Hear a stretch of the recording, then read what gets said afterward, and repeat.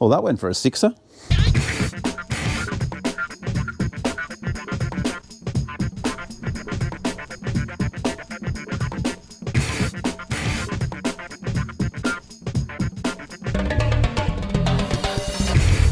Welcome to DMOT Garage. We are back on the 57 Beetle Ophelia for my wife, and as you can see over there, the Acrasa motor is having a little nap for a while. So it's got the Duna and some other bits and pieces. We'll get back to that soon, but we are on to the Beetle. Now, last episode on the Beetle, which has been a while back, I've been working on the single cab, so you know, time is hard to deal with all of them at once. So we did get the rear sections finished off. There's still a lot of panel beating to do on this thing. And one of the last pieces of welding to do on it is this part right here. Excuse the mess. You can see this bench is, I've got to come in here and do some, there's not enough hours in the day, is there? Now, we got this part here, which needs to be welded onto the back of the engine lid. And you can see up in here, it is not in very good condition at all. It's been all torn out. So I think we'll just unscrew this, take it off, put it onto some stands, and this has to get basically welded in like that, something like that there. So we've got to finish this off. That'll be the final part of welding on the lid. And then what we're going to do is actually spin this whole Beetle. It's on dolly, so we'll spin it around 180, and we've got some work on the front end to do. And then that's going to be probably the final, yeah, I think it is actually the final bit of actual fabrication work. But we've got a little bit, we've got some rust holes down in the front there that we've got to sort out. And in here is it needs panel beating. It's been smashed in a few times. Then, of course, after that, we've got all the guards to repair, and there's a little bit of work on the guards themselves. And then hopefully we can get the whole thing in primer. So, and then split it from the pan. Once it's off the pan, I will put the body onto a rotisserie, which I have as well. And then we can either, I'm not really sure whether we'll get onto the body, probably just doing the body work, I suppose. The pan's pretty good. I mean, it'll need a coat of paint, but it's, you know, pretty much finished. So let's get the lid off, and then we can get it onto a stand and put this part in. Okay, so we have it on the table. Now you can see it's pretty badly damaged. I think over the years someone's just, you know, they probably just ripped it off a few times. So it is supposed to be two curves here and then obviously a flat plate in here. So we're going to have to rebuild this whole area. Now you can see on this one here, it's got a pressing. So we have to come up with a way of doing this. So what I'll probably do is we're going to have to cut this out and remake it. I don't know. That's going to be a bit difficult because, I mean, you kind of see that once you open the lid. So it's got to be done. It's got to look proper. We might have to do a pressing on using the press again, and maybe make two of these on a sheet. And I don't know.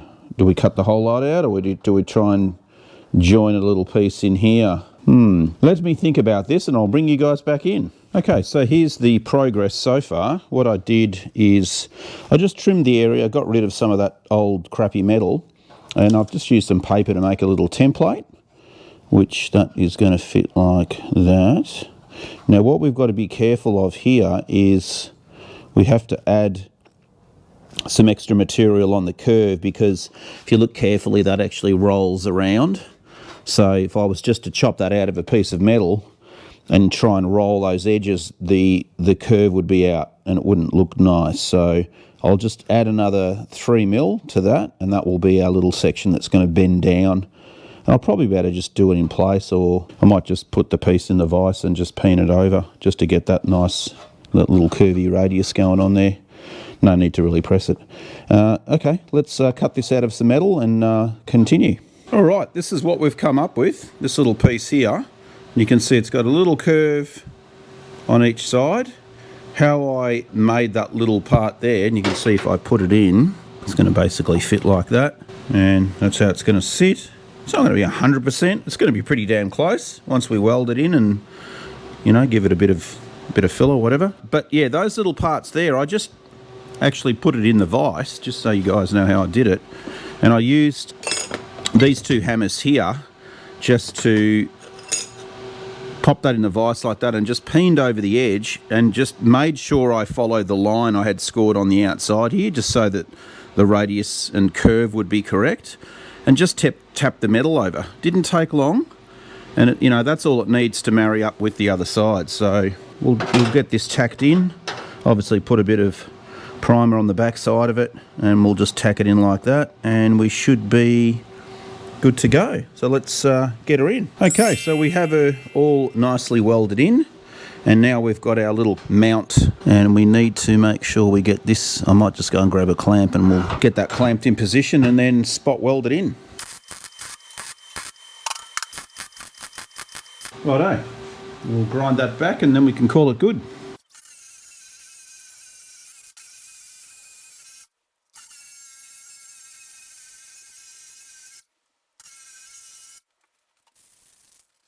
All right, job done, let's move on.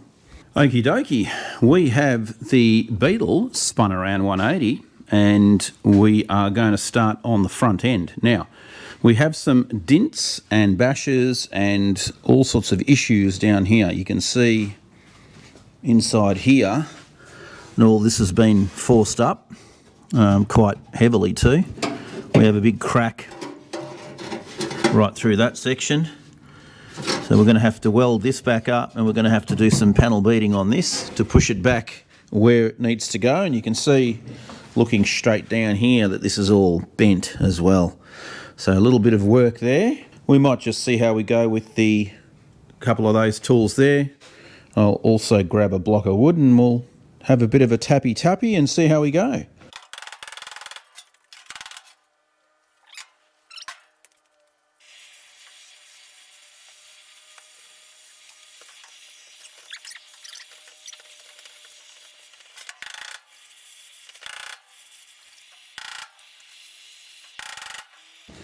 Alright, let's have a bit of a looky here. Yeah, the heat really helps knock out all the bumps anyway. That's not too bad, it's getting there. We've got to get a little piece of a block of wood underneath it now and just try to level it all up, then we can stitch up all those cracks. Yeah, looking a lot better. Yeah, let's keep moving. A few moments later. Okay, so what we unfortunately had to do was cut the floor out of that front section because the metal, unfortunately, was, you can see it, just overworked and, you know, had too much rust in it.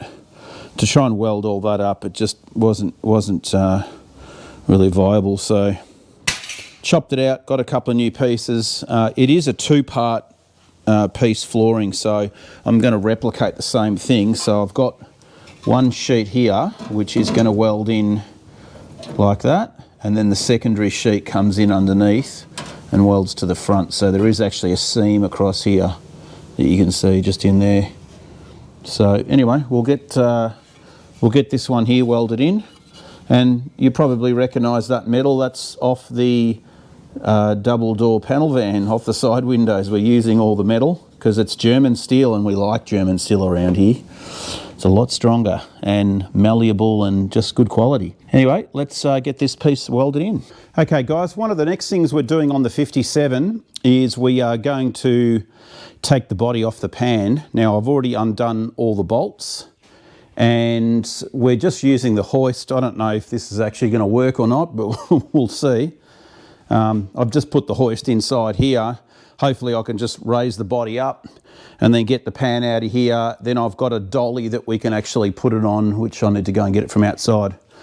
Just because I've got to get a rotisserie down for the body, because the next stage now is really going to be just concentrating on getting all the body work done, so we don't really need it to be on the pan. So I've got to work out where I'm going to put it because I've still got all this other stuff in here. Anyway, let's see how we go, just lifting this up. Now just double check that we have all the bolts undone. So 4 in there plus another 4, they're done. All underneath's done, all up the front's done. The back 2 on the shockers have been removed. Up the front here, those 2 are removed. Yeah, we should be good to go. This thing should come up. Let's see what happens. see if it's balanced either as well.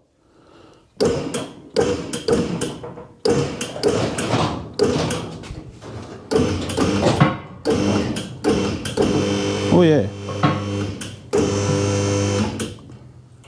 That's teeter-tottering, but I think we're okay. Probably a little, yeah, tiny bit back heavy. If I drop it back down, just move it.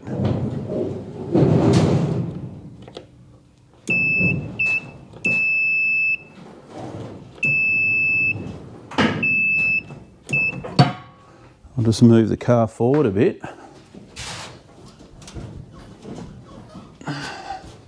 I think that should be, that's better. All right, we'll give it another go.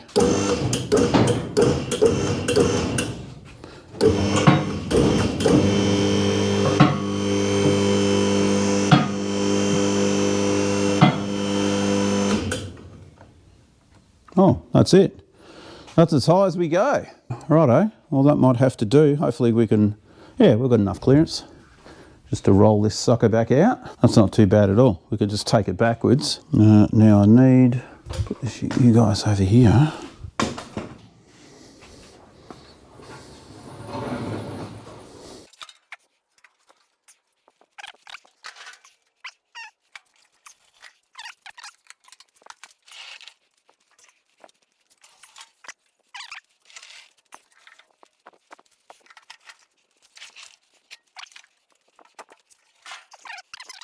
I need a big shed.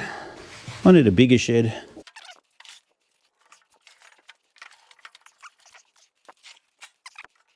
Righto, so 2 seconds later, and we have everything shoehorned in. It amazes me how if you play a really good game of Tetris, you can get everything. There's like 4 motors over in the corner. There's the ute, there's the beetle, there's the chassis, there's all the panels, there's the 58 pan up against the wall. Mate, it's all happening in here. Yeah, I definitely need a bigger place. Anyway, we'll make it work. We make it work. Now, actually, a few people were asking me what is up on the ceiling, and that's actually a snowboard. It's a Nitro Attic 155. It's brand new. You can still see the package. I got it when I was working up at Falls Creek. I think it was like $1,000, and they reduced it down to $400. So I thought, yeah, I'm buying it. But of course, it's got the girl on there, you can see, and she's not really very well dressed at all, so it gets a lot of looks, that one. One day I'll probably use it, but for now I just thought I'd stick it up on the roof up there so you can have a bit of a better look at it here. There you go. That's what she looks like. Yeah, she's up to no good, that's for sure. Anyway, that's the Nitro snowboard. Right, well, this thing here is in a better position at least now. It's higher up, so I can get to it. We've still got that little repair in there to finish off and weld that all off. And then, oh, quality control expert's coming. Hello, Bonnie. And what are you up to lately? What have you been doing? Have you been checking Dad's work? Have you? Look at you. You're really living up to your name as a golden. You're glistening in the sun there. Look at that. Look at you. You're golden girl. Hey? All right. Well, you can go back to doing what you were doing, and I'm going to go and do some more work. Let's go. All right. What we might do is just take off the nose cone first. So pop it up on its end.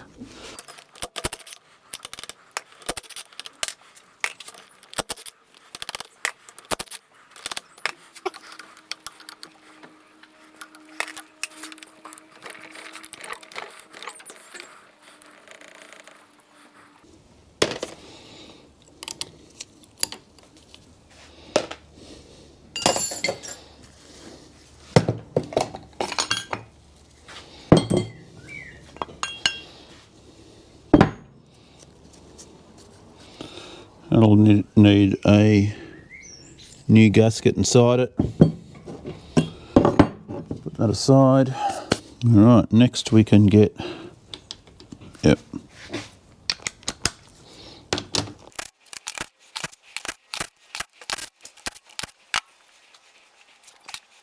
Okay, they're all taken out. They'll stay. What else are we taking off? Side plates.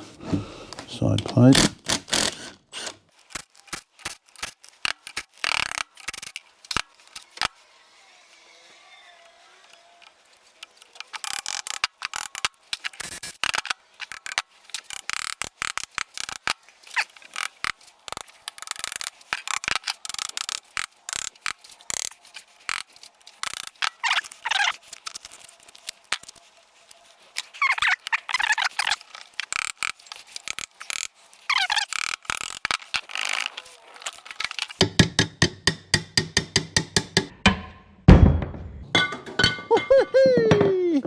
Well, that went for a sixer.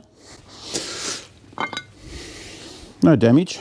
No, all good. Almost got my glasses though. That would have been fun. So all that we're going to leave in one piece. A little bit of oil coming out, that's okay. And take the other side off. Now what we do want to do here is make sure that we have things marked so that they go back in the same location. So, well, we know that that's got the clutch cable on that side, so it's all right. Not worried about that. Okay, turn you around. So getting this one off.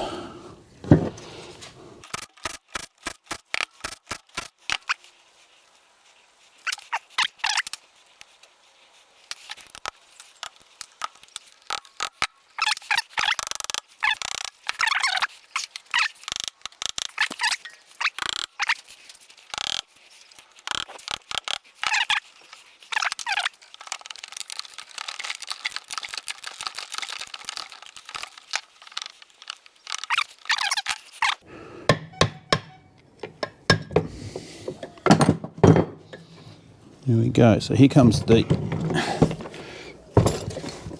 inner pinning, and that's taken the centre out. And then there's your outside cover now. Yeah, so they've got an O-ring on the inside of them there, so that's what was giving me trouble getting it off. But that looks pretty good. Okay, that takes care of that. Now we've got to undo and take this off from here.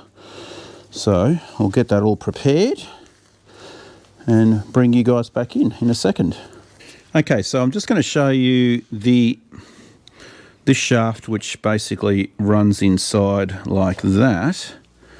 You can see it actually threads into that section like that. And then there's also this little part here.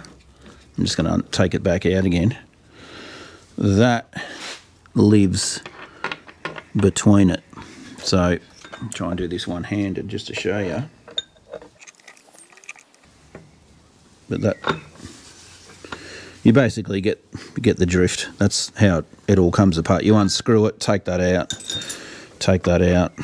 2 hours later. As you can see here, it is completely stripped.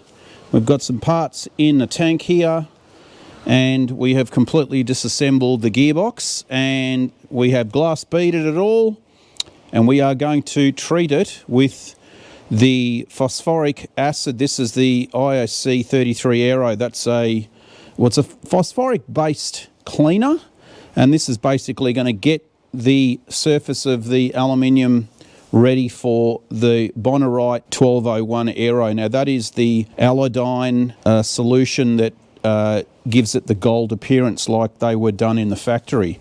And it's basically a corrosion protection. You've got to remember back in the day in Europe, the roads were salted, so the alloy mag cases used to corrode pretty badly. Same with the gearboxes in the early stuff.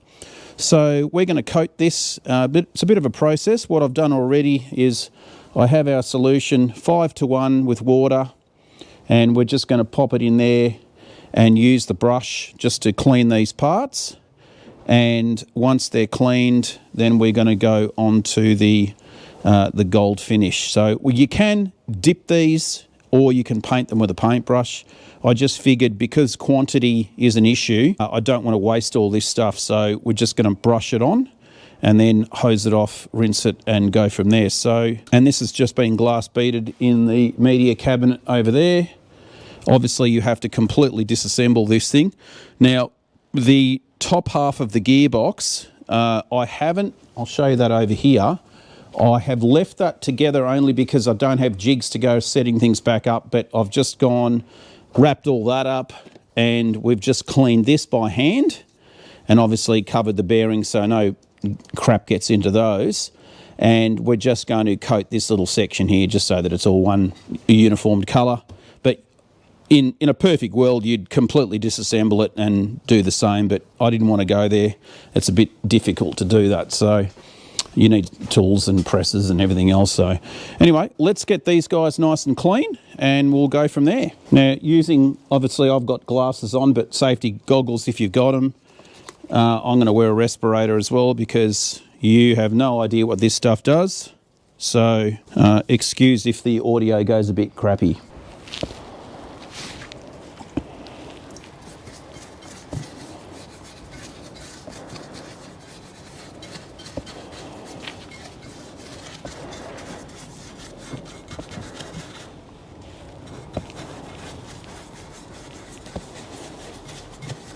You can see it's reacting to the aluminium pretty much straight away.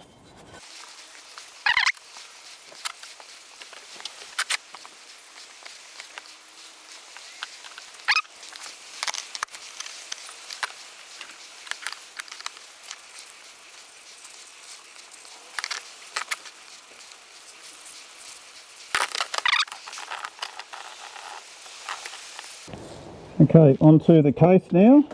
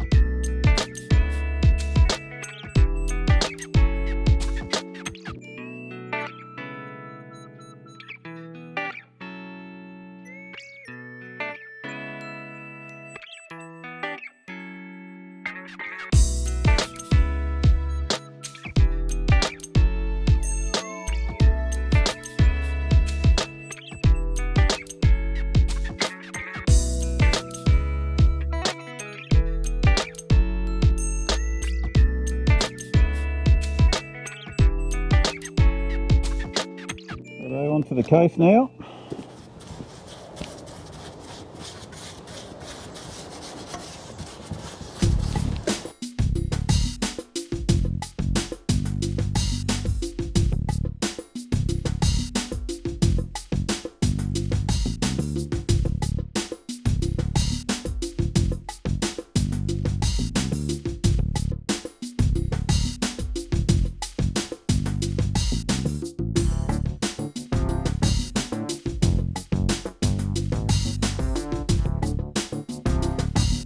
Okay guys, we'll let that do its thing and then I'll bring you guys back in again. Alright guys, well as you can see the gearbox is all ready to get assembled. I need to get a gasket kit just so we can get it all back together, but at least it's going to be done. The gears look good in it. I do have some extra synchros up here if I have to change stuff out, but I'm going to leave it as it is for now.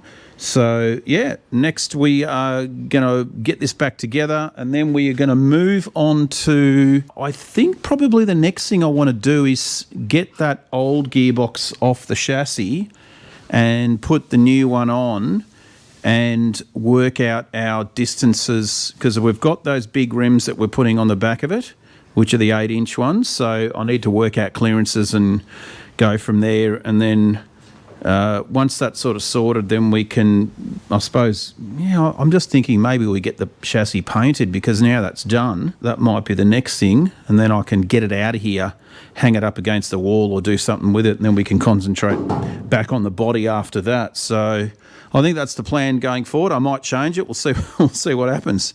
All right, guys. Well, we'll see you on another episode. That'll do it for this one. And thanks again for the new subscribers. See you on the next one. Yoo-hoo!